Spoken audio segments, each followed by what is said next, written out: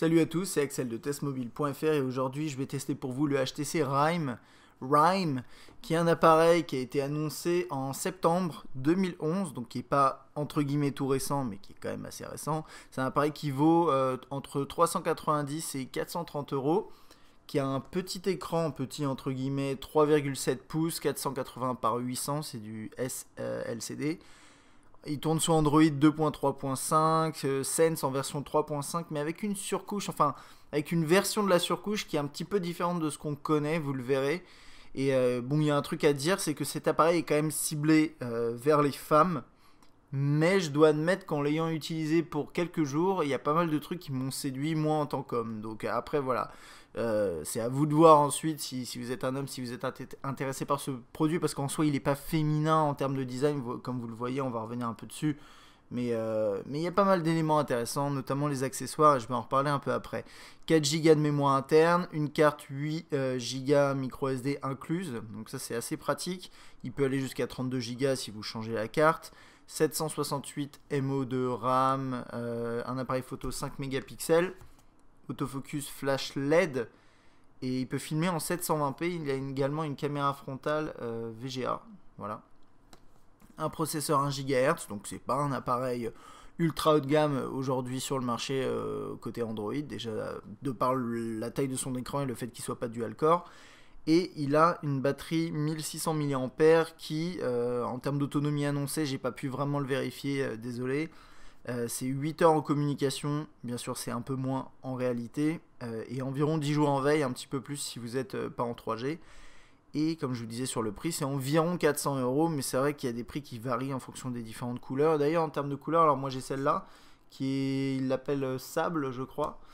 Et il y a également une autre couleur un peu violette, il y a une version prune qu'ils appellent, enfin ils appellent ça la version prune. Elle est plutôt sympa également. Et puis voilà, je crois qu'on a fait le tour là-dessus. Alors, il y a un truc qui est assez sympa avec le Rime. Vous voyez, la taille de la boîte est assez grande, c'est une grande boîte. Pourquoi? Alors, hop, si j'arrive à l'ouvrir, il y a plusieurs choses dedans. Et déjà, il y a l'appareil. Ensuite, alors attendez, je vais essayer d'enlever tout ça. Et je vais vous montrer, alors il y a quelques notices ici, si vous avez besoin d'aide pour l'utiliser, c'est toujours utile. Mais ensuite, une petite protection là. Donc c'est une sorte d'étui, un petit fourreau comme ça, c'est plutôt sympa d'inclure ça dedans. Un câble USB micro USB avec ce design blanc qu'on retrouve généralement chez HTC sur les produits du coup de ce type de gamme. Là, le bloc chargeur et ici des écouteurs, et c'est du intra-auriculaire comme ça. Je les ai pas essayés, ils ont l'air quand même plutôt bien. En tout cas, ils ont un câble comme vous voyez qui est plat, donc qui permet de pas trop s'en mêler. C'est assez sympa. Et dans cet espace là, il y avait quelque chose que j'ai enlevé. Je vais quand même vous montrer si j'arrive à ouvrir sans tout casser. Non, je vais pas y arriver, donc on va abandonner cette expédition et je vais vous montrer ça. Alors qu'est-ce que c'est? C'est un des accessoires qui est inclus avec l'appareil, et j'ai un peu de poussière dessus, il a traîné sur mon bureau. C'est un dock tout simplement dans lequel vous pouvez mettre l'appareil. Vous voyez là sur l'appareil il y a des petits connecteurs, donc ça se met automatiquement ici. Vous le posez là et ensuite, comme par magie, ensuite vous avez une interface un peu spéciale et qu'on verra un tout petit peu après. Je vais essayer de faire vite pour ce test parce que c'est un appareil pas spécialement complexe, mais il y a pas mal d'éléments à voir, notamment ce dock que je trouve excellent, réellement excellent. Donc on va pas trop tarder non plus à passer au dock. Et ensuite il y a ce petit accessoire là également, alors qui s'appelle le Charme, il me semble, c'est assez féminin d'ailleurs comme nom, et ouais c'est ça. Et alors qu'est-ce qu'il fait? Il s'allume quand vous avez des notifications, par exemple la réception d'un SMS ou un appel, ce genre de choses, et ça permet tout simplement, vous le branchez ici. Alors je crois que c'est dans ce sens là, je vois pas trop l'intérêt de ce truc là, je crois que c'est pour empêcher qu'il y ait un mouvement latéral un peu trop important. Et ensuite après vous pouvez le tirer à peu près, donc voilà, comme ça, et vous le sortez de votre sac. Donc ça permet, vous avez tout le fil qui est là, il est dans le sac, vous voyez la notification qui s'allume, enfin cet élément là qui s'allume, vous tirez dessus et vous sortez le téléphone de votre sac. Donc c'est assez ciblé, voilà, pour les femmes qui ont des sacs avec plein d'éléments dedans, plein de choses.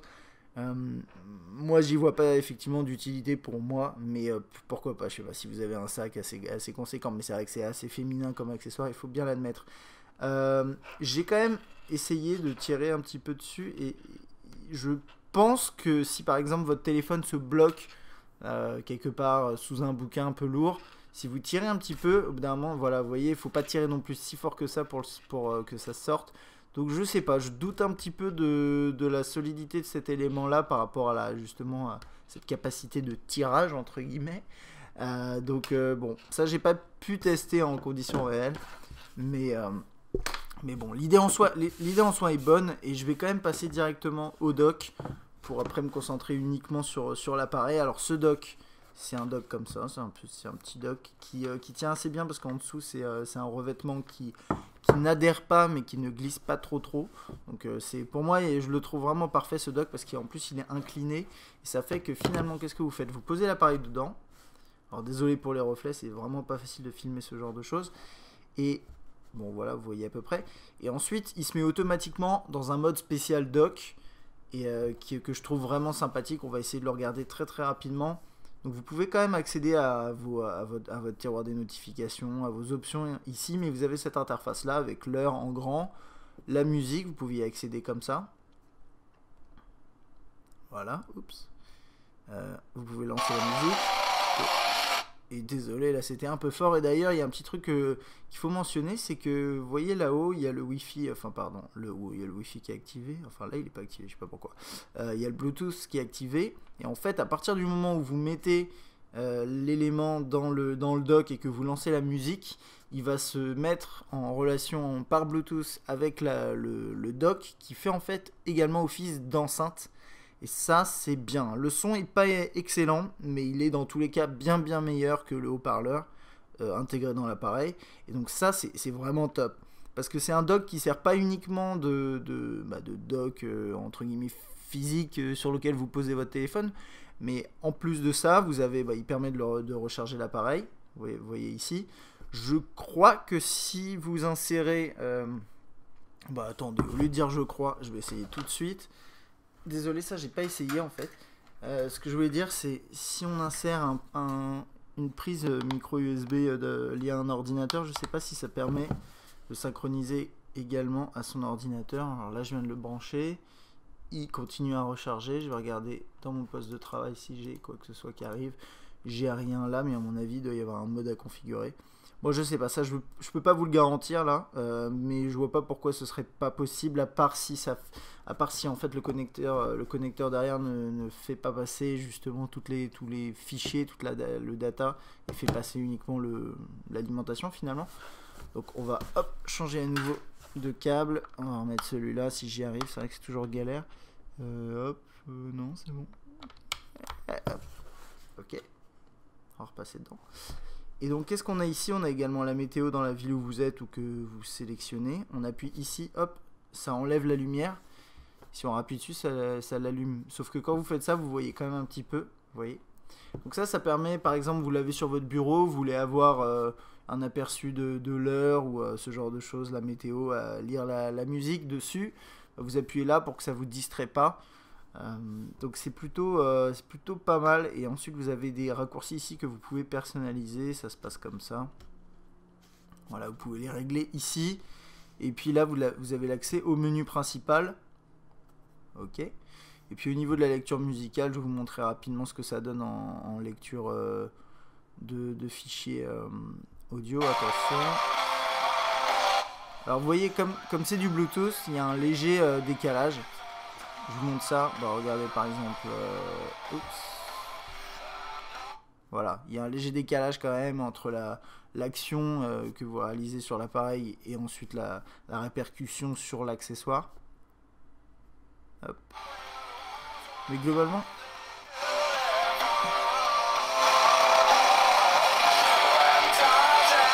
Désolé, c'est un peu fort. Hein. Mais globalement, c'est plutôt bon. Alors après, ça dépend des morceaux. Là, par exemple, sur celui-là, faut pas mettre à fond parce que sinon, c'est un peu crado, je dirais. Mais globalement, je trouve que cet accessoire, il est excellent. Et ça me fait penser d'ailleurs que pourquoi il n'y a pas plus de choses comme ça. Je sais que quand j'ai utilisé cet appareil pendant quelques jours, je posais le dock à côté de mon clavier sur mon bureau. Ça me permettait d'avoir un aperçu de certaines informations en permanence. Et il est bien calé dedans, vous pouvez l'utiliser. Là, c'est ça qui est bien. C'est pas comme un dock où vous le posez et l'appareil est debout comme ça et quand vous appuyez dessus, il bouge. Là, c'est complètement stable et vous pouvez le manipuler sans problème. Et je trouve ça juste excellent. Alors ça, c'était pour mon petit coup de cœur par rapport au dock. On va passer rapidement sur le design avant de passer à l'interface. Donc on a un design qui est assez classique HTC quand même, avec ces éléments-là à l'arrière. Donc ça, c'est plutôt dans une sorte de soft touch. Là, c'est en métal, donc on dirait de l'alu. Et vous voyez, ça fait tout le contour. Donc ça fait que la finition est plutôt bonne. Globalement, j'ai senti aucun craquement, c'est plutôt bien fait. Et au-dessus de l'écran, alors 3.7 pouces, qu'est-ce qu'on a dans la caméra VGA, comme je vous disais, ici. Là, quelques capteurs. L'écran, et on voit assez bien derrière, vous voyez les barres, les lignes de l'écran. Mais c'est pas gênant une fois que l'écran est allumé, donc c'est pas un problème.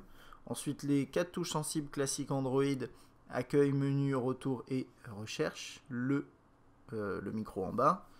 À droite, le volume, une longue touche de volume, plutôt agréable à utiliser. Et ensuite, ici, on a le micro USB. Alors, pour une raison que j'ignore, ils ont mis ce port sous un cache, qui n'est pas forcément pratique, je trouve. D'ailleurs, voilà, ok, j'ai réussi à le remettre, mais pourquoi pas, ça le protège. En haut, le jack 3.5, le bouton on-off verrouillé, déverrouillé. Ici, je crois que ça doit être un deuxième micro, je suis pas sûr. Et derrière, on a l'appareil photo 5 mégapixels avec son flash à côté et le petit haut-parleur. Et là, les 3 connecteurs dont on parlait au début du test. Et je crois que c'est à peu près tout. Voilà, on va passer à l'interface. On déverrouille l'écran en appuyant sur le bouton sur le haut et on arrive là-dessus. Et ça nous permet d'accéder à l'interface, donc soit en faisant comme ça, soit en lançant une fonctionnalité en direct. Donc par exemple là, je vais accéder directement à mes messages ou bien à l'appareil photo, donc ça c'est plutôt bien parce que c'est assez rapide quand même. J'aime bien ce genre d'option. Et ensuite on arrive ici, on peut pincer l'écran et accéder aux différentes pages. Hop, comme ça on peut les faire défiler rapidement et c'est avec ces petits effets 3D et c'est extrêmement fluide, donc c'est plutôt bien. Le tiroir des notifications avec les applications récemment lancées là-haut, vos notifications ici. Ici un accès rapide à certains paramètres. Plutôt bien fait, bien placé comme d'habitude avec HTC. Et moi je trouve que cette version de Sense elle est quand même sympathique et puis comme vous le voyez peut-être là, c'est pas le Sense qu'on a l'habitude de voir comme on a pu le voir sur le Sensation XL. Il y a des petits éléments comme ça c'est pour un widget à part. Il y a ces choses là en bas là, des icônes de nouvelles icônes en fait, et il y a toute une skin en fait, une personnalisation qui est installée dessus qui est plutôt sympathique. On va aller voir, en parlant de personnalisation, on va aller voir les thèmes ici. Donc on a ce thème là, on peut changer, aller sur d'autres thèmes, donc ça c'est pour les thèmes. Et au niveau des skins, qui permettent de changer de façon un tout petit peu plus profonde l'interface, on a quelques trucs également, mais rien de transcendant, comme on pouvait le trouver sur certains appareils. Après vous pouvez aussi en obtenir d'autres, là ici en haut à droite. Voilà. Et puis c'est à peu près tout, fond d'écran, et il y a le style de l'écran verrouillé que vous pouvez également changer. Donc par exemple moi j'ai pris celui-là qui affiche les notifications et pas grand chose par défaut d'ailleurs. Et si vous voulez, vous pouvez passer à celui-là qui vous affiche vos albums favoris, celui-là qui vous affiche vos notifications sur les réseaux sociaux, là, la météo, ce genre de choses. Donc c'est assez sympa, je vais vous en montrer un au passage. On va mettre celui-là.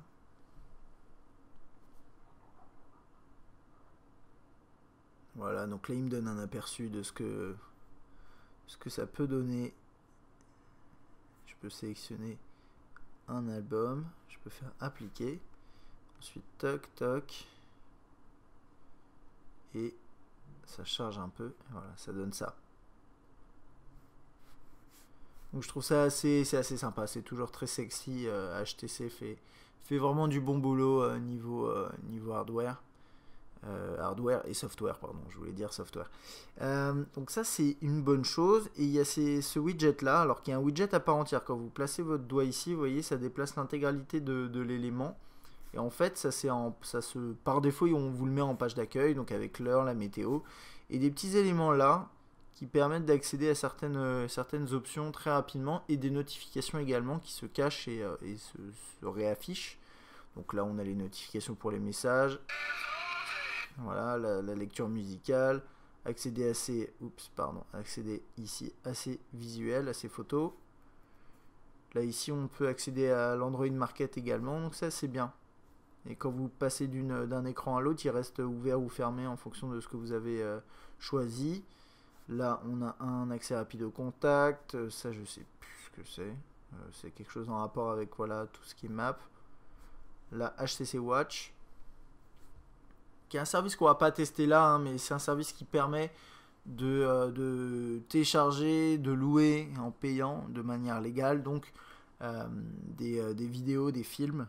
Donc ça c'est plutôt sympa, j'ai pas essayé, mais bon, il y a de plus en plus de constructeurs qui intègrent ce genre d'options, donc c'est plutôt une bonne chose je pense. Ok, donc là on va pouvoir composer un numéro, toc, on a des propositions qui s'affichent en haut, je peux faire ça pour accéder à ça, et hop, réafficher le clavier ici. On a les contacts également là, donc bon, j'ai importé des contacts de ma carte SIM, c'est pas très pertinent là puisqu'on a des contacts en double, donc bon, l'exemple est assez mauvais, mais si je vais voilà dans un contact ici, donc je peux y accéder comme ça, je peux le lier à différents comptes. Alors là je me suis pas synchronisé avec Facebook, mais si c'était le cas, je pourrais me synchroniser avec Facebook et accéder à ces différentes informations. Donc là je pourrais accéder à ses photos, ses mises à jour, son fil d'activité et les différents messages que j'ai échangés avec la personne. Mais ça c'est du classique HTC, c'est juste que ici l'interface a été légèrement modifiée et plutôt réussie d'ailleurs. On peut créer des groupes et afficher l'historique des appels ici. Plutôt classique donc. On passe au menu principal qu'on peut afficher en appuyant ici. Là on a les différentes applications qui s'affichent. On peut naviguer dans les onglets ici, donc les applications fréquemment utilisées et récemment téléchargées tout simplement. Ici on peut changer l'affichage, le mettre sous forme de liste ou de grille. Par défaut c'est les grilles et ensuite on peut trier alphabétique ou par date. Donc ça c'est pas mal fait. On va regarder l'agenda. Donc ça c'est quand même classique HTC Sense, hein. Il n'y a pas de grosses modifications, c'est tout ce système d'onglets en bas qui est plutôt bien fait. Ensuite on a tout ce qui est gestion des invitations, planning, jour, mois, synchronisé bien sûr avec Google. Et donc ça c'est bien. On va passer à l'appareil photo. C'est un point assez important sur cet appareil, comme souvent sur les appareils HTC, puisque HTC intègre généralement pas mal de petites options sympathiques dans ces appareils photo. Donc là on a différents modes, on a un mode panorama, je vous mettrai un échantillon sur test mobile, sur le test écrit, un mode HDR, tableau blanc qui permet, si vous avez, j'ai testé sur un de mes tableaux blancs d'ailleurs, et le blanc ressort très blanc et du coup l'écriture ressort beaucoup plus. Ça travaille les contrastes, c'est pas mal. Un mode macro, faible éclairage qui marche très bien. Et d'ailleurs en mode automatique, l'éclairage faible est bien géré. Je vous montrerai juste après quand on passera dans la galerie. On a la gestion du flash, on-off ou automatique. Quelques paramètres, les réglages des ISO. La résolution qui est ici en 5 mégapixels. On peut descendre si on a envie de faire baisser le poids du fichier et aussi la qualité de fait. Écran large, auto amélioré, mise au point automatique, etc. Bon, pas mal de fonctionnalités, il faut un peu se promener. Et ensuite on a les effets sur le côté gauche ici. On a toujours ça généralement dans les appareils HTC. Alors qu'est-ce qu'on a? Enfin en tout cas sous Android. Alors on n'a aucun effet distorsion, vignette. Ça c'est des petits effets sympathiques. Par exemple là voilà on a un effet vignette qu'on peut régler. Et je vais prendre une photo juste pour essayer. Donc voilà, vous prenez votre photo comme ça. Donc là je suis pas en mode macro, mais il a pas l'air de bien gérer. Pas beaucoup de lumière dans la pièce. Et donc voilà, ça donne un petit effet vignette comme ça. Donc ça, vous en avez pas mal. Et c'est pas mal du tout. C'est pas mal du tout. Vous avez un zoom ici à gérer au doigt. Et si vous utilisez le bouton de volume, vous pouvez également zoomer et dézoomer. Ensuite, on passe ici. Et là, on peut soit basculer sur la caméra frontale, donc en bas, soit passer en mode vidéo. Alors, en mode vidéo, ça se passe comme ça. C'est une interface très similaire également. On peut gérer la qualité ici. Il filme pardon, en 720p. Ensuite, après, on peut descendre un petit peu en résolution, comme d'habitude. On peut régler l'affichage enfin l'éclairage. Ça, c'est une petite torche, une lampe torche, qui fonctionne avec la LED, bien sûr. Quelques options ici, mais moins quand même qu'en mode photo. On filme comme ça. Et il y a un autofocus qui se fait. Et alors je vous montre ça parce que voilà, là vous voyez, il se passe rien. J'appuie, l'autofocus se fait. Donc c'est un autofocus continu mais qui n'est pas automatique. Et c'est généralement comme ça que c'est géré chez HTC. Et on peut également zoomer, dézoomer. Je vous mettrai un échantillon de la qualité sur testmobile.fr et sur la chaîne YouTube. On peut aller chercher quelques effets à gauche. Mais il y a moins d'effets qu'en photo. Ils sont un peu moins intéressants. On a sépia, négatif, polarisé. J'ai dit polarisé, mais c'est écrit postérisé. Il n'y a pas. Ouais. Bref, voilà. Et c'est assez basique. Hein. C'est sympathique, mais sans plus.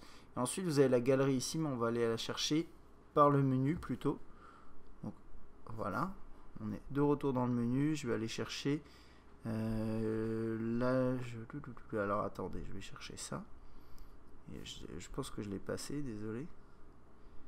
Où est-ce qu'il est? Le coco. Puis il est pas au-dessus, non, il n'y a rien. Ok, pardon, désolé.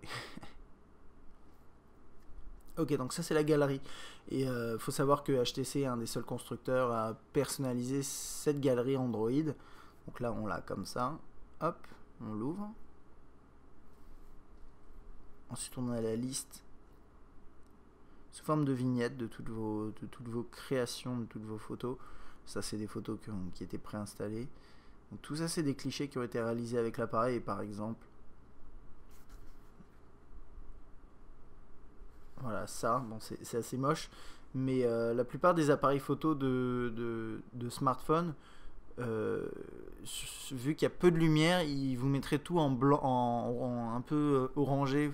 Quand il y a une faible luminosité, généralement ça part assez orangé. Et là ici, avec un mode automatique ou faible luminosité, ça va remettre les couleurs correctement. Et par exemple, je sais pas, on n'a pas beaucoup de détails, mais au moins les couleurs sont fiables, enfin sont justes. Et j'aime bien ça. C'est un mode assez sympa et il est plutôt efficace. Et puis l'appareil est globalement assez fluide ici en l'utilisant. Vous voyez, j'ouvre une photo, je défile.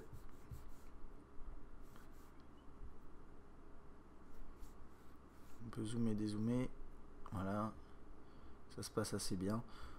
Donc ça c'est bien. Et ensuite après on a différentes options. On peut définir l'image en fond d'écran, ce genre de choses. On peut la partager si j'y arrive. Voilà, avec ce menu classique Android qui dépend également des services que vous avez installés.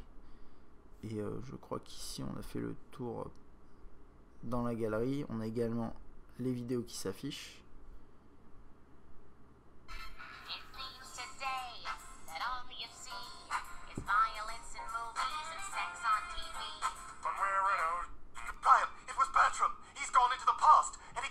Donc ça c'est la lecture d'IVX en natif, vous voyez ça marche très bien. Et la taille de l'écran n'est pas vraiment dérangeante pour lire ce genre de fichier, c'est assez agréable quand même. Hop, voilà.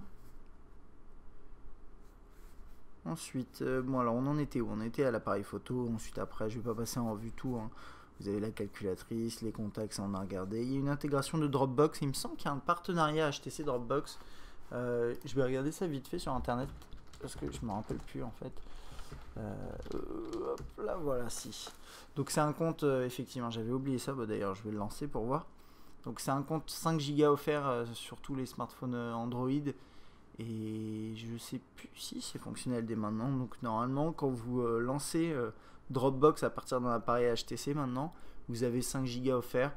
Et donc ça vous permet de synchroniser différents fichiers entre vos différents appareils plus vos ordinateurs. Et c'est assez bien fait. Moi je suis assez fan de Dropbox. Et 5 Go c'est correct pour par exemple vos photos, vos documents.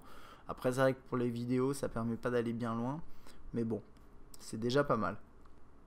On a bien sûr la possibilité de configurer ses emails. Donc là, je l'ai ici. Il y avait un petit 3 écrit qui indiquait qu'il y avait 3 messages présents non lus. Donc là, je peux mettre plusieurs comptes. Je peux accéder au dossier. Donc ça, c'est les labels Gmail. On a ses emails, son email qui s'affiche ici. On peut l'ouvrir. Voilà, on peut zoomer, dézoomer dans l'email. C'est assez bien fait, c'est correct. Et ça, c'est le client natif proposé par HTC. Et après, on a bien sûr aussi le client Gmail, d'ailleurs, qui vient de me faire une notification, donc on va rentrer dedans, voilà. Le client natif Gmail. Donc l'autre, il permet de configurer différents services. Et là, c'est uniquement Gmail proposé par Google. Donc on ouvre pareil un email. Et là, par contre, on n'a pas le pinch to zoom dans les mails, ce genre de choses. Mais voilà, à essayer. Si vous êtes chez Google pour vos emails, c'est peut-être mieux ici dans ce cas-là d'utiliser le client Gmail qui est un petit peu plus optimisé, je trouve, par rapport à la taille de l'écran. Mais par contre, si vous utilisez autre chose comme service, vous serez obligé d'utiliser celui-là. Mais il est quand même plutôt bien, vous voyez, l'interface est assez bien organisée. Les éléments sont un peu gros. Donc là, par exemple, sur un écran comme ça, on peut avoir que 4 emails affichés. Je trouve ça un petit peu dommage. Mais bon, ça dérangera pas tout le monde. Et ensuite, on a un mode fil où il y a les discussions qui s'affichent, qui sont gérées en fonction des sujets. Et vous pouvez mettre aussi des mails en favoris. Voilà. On a des applications Facebook préinstallées, donc Facebook ici et Facebook Chat, qui permet d'accéder uniquement à la discussion en ligne de façon instantanée via Facebook. Ça, c'est pas mal. J'ai pas configuré de compte, donc je le lancerai pas, mais c'est classique, c'est l'application Facebook. On a une application Flash qui utilise la LED pour utiliser le téléphone comme lampe torche. Ça, c'est l'application qui s'appelle, comment déjà? Pardon, j'ai oublié. Ouais, FriendStream. C'est un peu l'équivalent de Social Hub chez Samsung. Et là, c'est juste un compte Twitter qui est configuré. Donc là, si vous aviez un compte également Facebook, vous verriez les deux mélangés. On a localisation et les notifications ici. Voilà, donc là, j'ai par exemple les mentions. Et puis je peux voir mes tweets, c'est assez bien fait. Bon, on va pas s'éterniser là-dessus. Gestionnaire des tâches. Ça, je vous ai pas trop montré, mais vous avez ce gestionnaire des tâches et vous pouvez, le sortir en appuyant ici. Donc ensuite, après, vous pouvez fermer des processus en appuyant sur les différentes croix sur le côté. Donc c'est assez bien fait, ça vous donne la gestion de la RAM, ce genre de choses.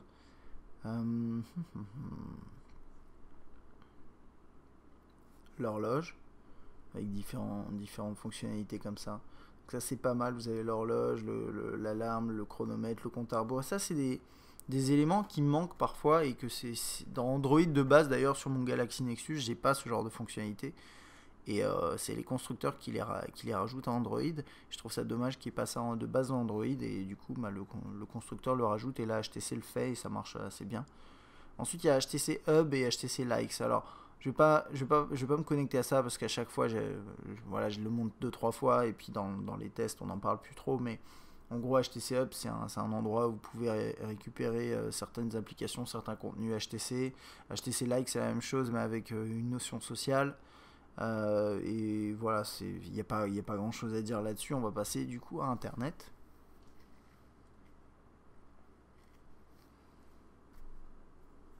Alors hop, on va pas partager ma position et on va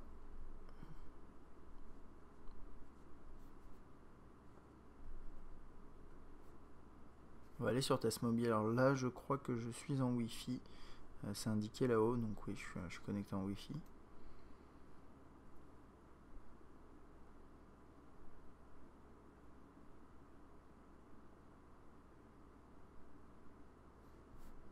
Là, ça charge. Hop, pendant ce temps là je vais vous montrer un peu comment ça se passe. On a un gestionnaire de fenêtres, on peut ouvrir différentes fenêtres, des onglets, vous appelez ça comme vous voulez. Hop, peut revenir là en arrière, ça marche assez bien. On peut aussi arriver sur cet écran en dézoomant rapidement comme ça.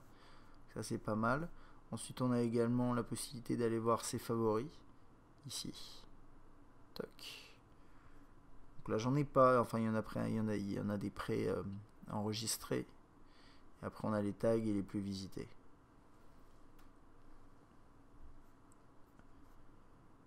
Donc niveau navigation web, on va regarder ça un peu mieux.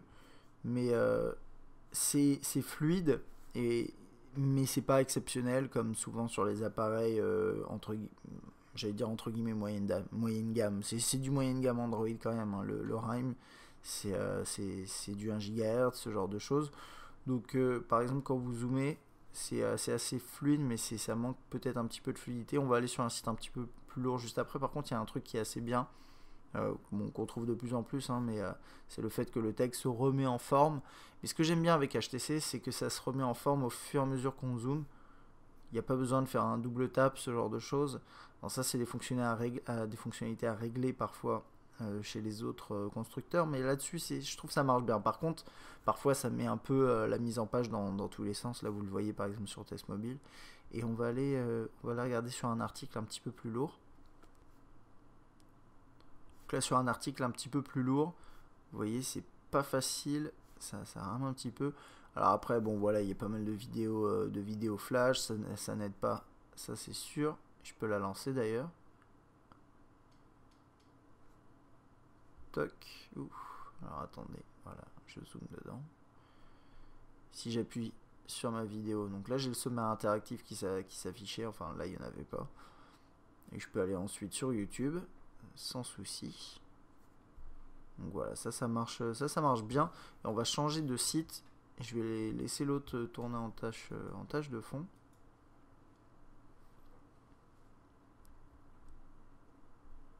Comme d'habitude, on va aller sur The Verge et on va aller. Donc c'est un site un petit peu plus lourd. Ok. Oh, ma foi, c'est pas si mal, hein. C'est pas trop mal. Pas trop mal. Il y a des petits. Il a du mal autour de cet élément-là. Sur la page, sur la fin, il y a un petit lag. Mais ça va quand même. Hop, on peut zoomer. Toc. On va aller sur un article et puis ensuite on va passer à la suite. Pour le web, globalement, ça marche bien. Ça reste du 3.7 pouces. Donc vous n'avez pas forcément le même confort qu'on a sur des appareils haut de gamme avec des écrans 4 pouces et plus. Surtout que maintenant on tire vraiment vers le haut sur des Galaxy Nexus, Galaxy Note, etc. Mais ça reste confortable, surtout qu'on a ce système de remise en forme du texte. Alors là, ça flingue complètement la mise en page, comme vous pouvez le constater. Mais si on zoome du coup, on a la possibilité de lire un article entier sur tout l'écran sans avoir à zoomer plus que ça. Moi, je trouve ça plutôt confortable et c'est pas mal du tout d'ailleurs. Hop, on va revenir sur l'accueil.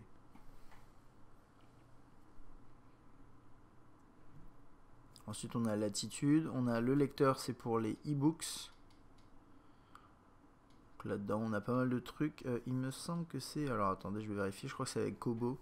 Mais là, j'ai un petit doute. Je vais juste aller vérifier ça. Magasin. Ouais, c'est Kobo.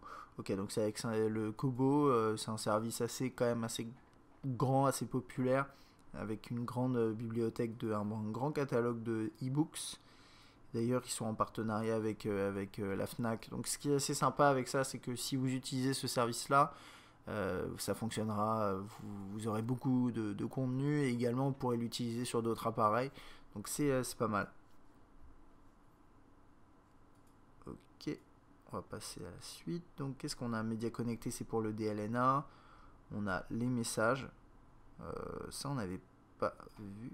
Donc là, voilà, on a ça comme ça.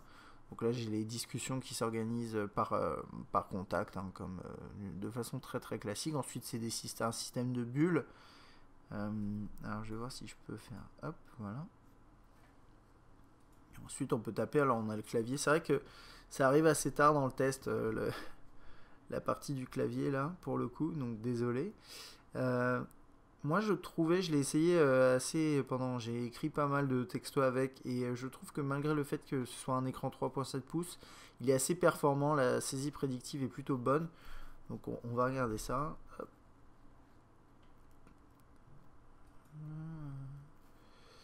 Voilà. Et en mode, je trouve que en mode portrait, c'est pas si mal. On s'attend à utiliser principalement un appareil comme ça. C'est vrai qu'en mode paysage, c'est quand même plus confortable. Mais avec la saisie, pas prédictive, mais la correction orthographique, la correction automatique, pardon, c'est assez bien. Parce que par exemple, enfin, je sais pas, c'est mes tests classiques, mais là j'écris cinéma, je me trompe, je mets un R, et il me propose directement cinéma, je fais suivant.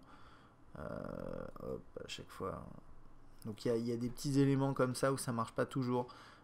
Par exemple, là c'est pour l'apostrophe, il l'a pas. Mais si vous le rajoutez, si vous ajoutez le mot dans le dictionnaire, il pourra le prendre en compte. Donc bon, ça va. Et puis il y a un truc que j'ai oublié de vous montrer, si vous pouvez faire des copies-coller. Et ça c'est valable aussi sur le web d'ailleurs. Du coup, je vais y retourner très rapidement. Voilà. Vous pouvez faire des copies-coller sur le web et ça marche très bien. Hop, on va revenir dans les messages. Gestion multitâche qui marche assez bien. Ok. Et donc au niveau du clavier, voilà ce que je disais, hein, il est vraiment pas mal. Après, ce qu'il faut savoir, c'est comme d'habitude sur Android, si vous n'aimez pas ce clavier, vous pouvez le remplacer par d'autres.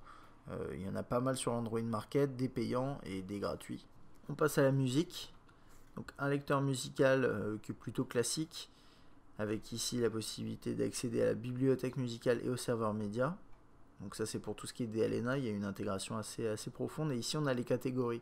Et moi c'est ce que je reprochais déjà c'était sur le Sensation XL il me semble. C'était le fait que pour accéder aux catégories, il fallait passer par un autre menu. Et je trouve ça un petit peu dommage parce que ça c'est quand même assez commun d'utiliser ce genre de choses. J'aurais bien aimé qu'il y ait des onglets en bas comme il y avait avant dans HTC Sense il me semble. Donc bon ça c'est petit reproche. Ensuite la catégorie, hop, album. On a tous les albums qui s'affichent avec les pochettes. Et d'ailleurs, si vous avez un morceau où il n'y a pas de pochette, vous pouvez aller la télécharger. Alors, ça se passe par ici. Voilà.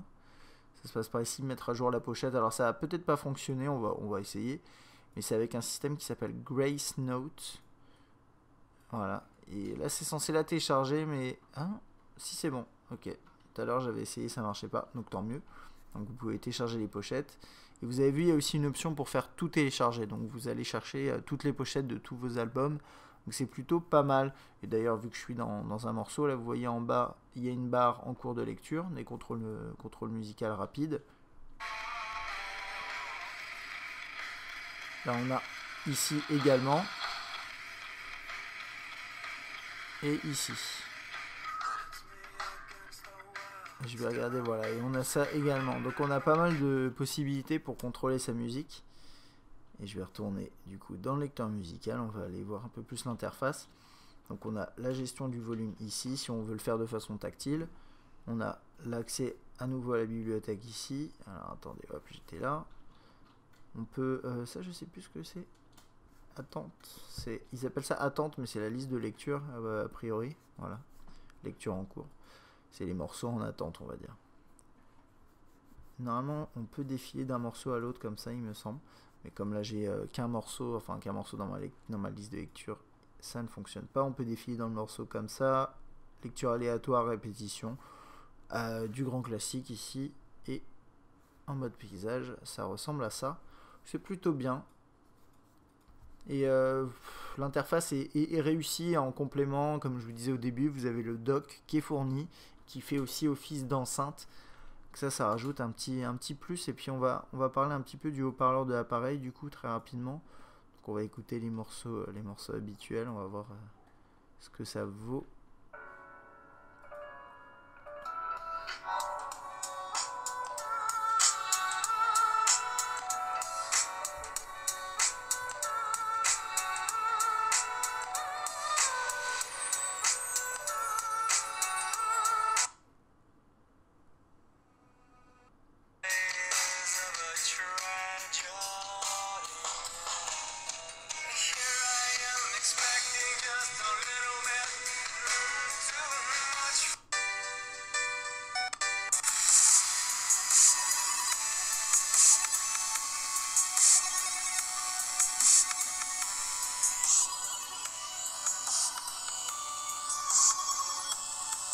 Donc là, vous voyez, j'étais à fond. Le volume est assez élevé quand même pour un appareil de cette taille, c'est plutôt bien.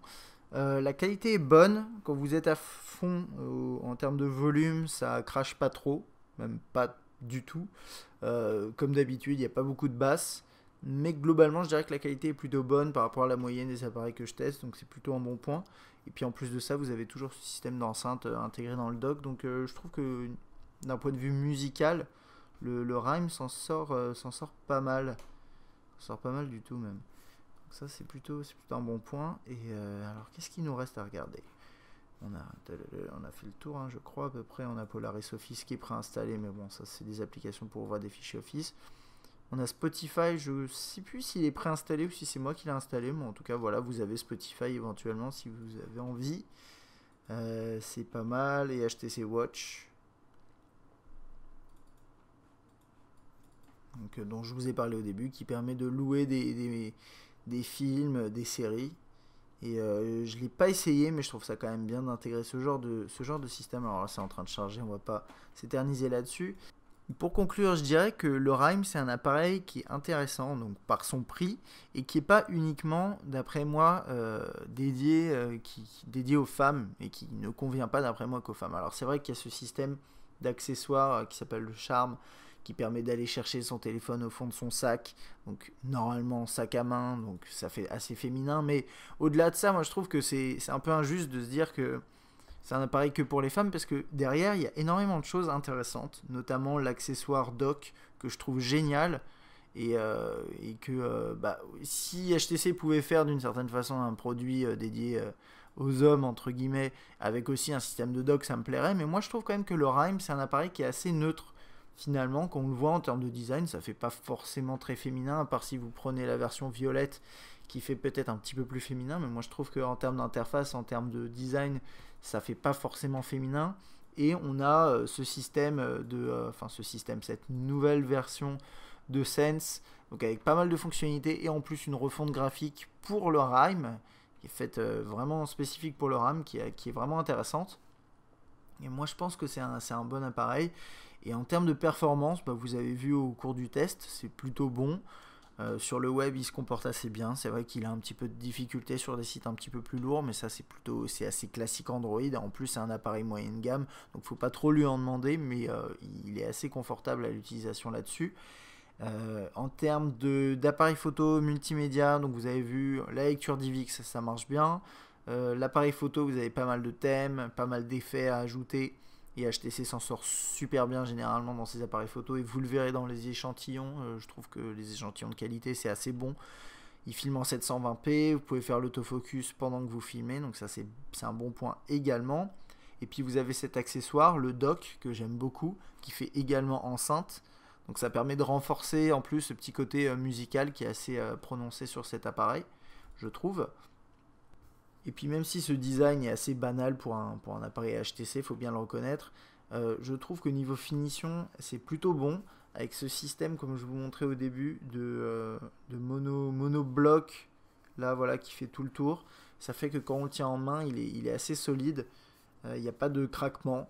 D'ailleurs, c'est assez difficile d'enlever cette partie pour accéder à la batterie, donc c'est plutôt bon signe généralement en termes de finition. Et puis il tient excellemment bien en main, comme la plupart des appareils HTC de cette taille-là, donc il n'y a pas grand-chose à dire là-dessus. Et puis son prix est pas très élevé, voilà, c'est environ 400 € nu. Pour cet appareil, je pense que ça vaut le coup, et puis il est proposé avec forfait également, donc pourquoi pas. Pour moi, c'est un bon appareil, et ces accessoires rajoutent une grosse valeur ajoutée, c'est certain. Donc ça c'était pour mon test du HTC Rime sous Android, j'espère que ce test vous a plu. Si vous avez des questions, n'hésitez pas à les poser sur YouTube ou sur testmobile.fr. A bientôt.